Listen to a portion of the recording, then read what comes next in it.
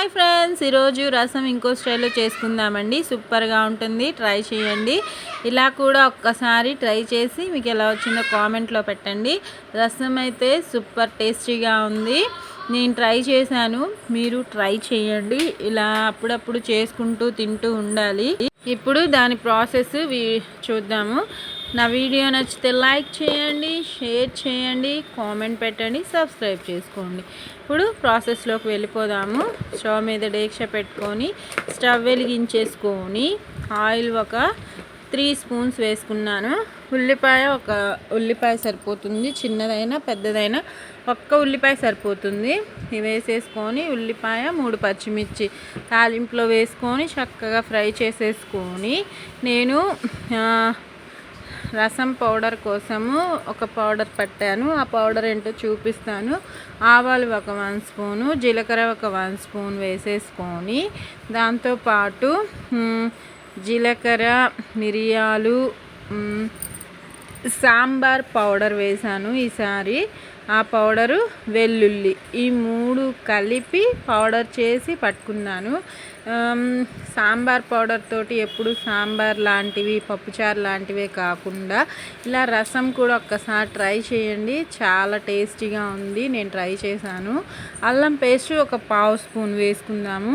వేసేసుకొని చక్కగా మిక్స్ చేసుకొని చెప్పాను కదా ఇప్పుడే, జీలకర్ర, ధనియాలు, వెల్లుల్లి, సాంబార్ పౌడరు, ఇంకా అంతే.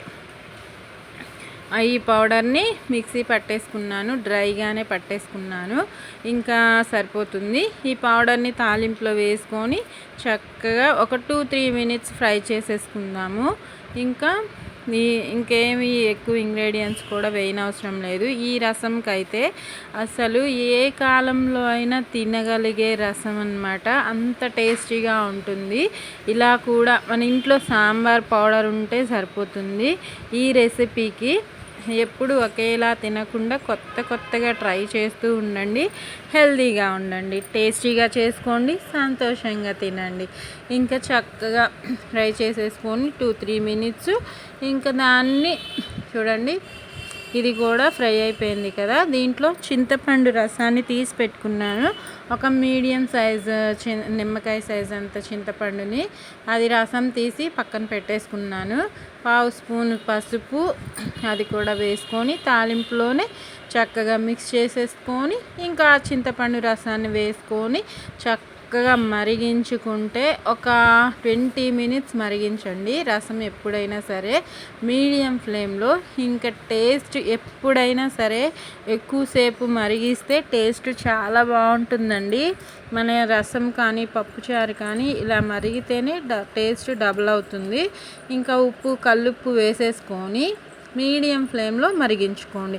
చెప్పాను కదా 20 మినిట్స్ చక్కగా మరిగేటప్పుడు కొత్తిమీర, కరివేపాకు వేసుకోండి. అసలు ఫ్లేవర్ చాలా బాగుంటుంది, ఫ్లేవర్ఫుల్గా ఉంటుంది రసం అయితే.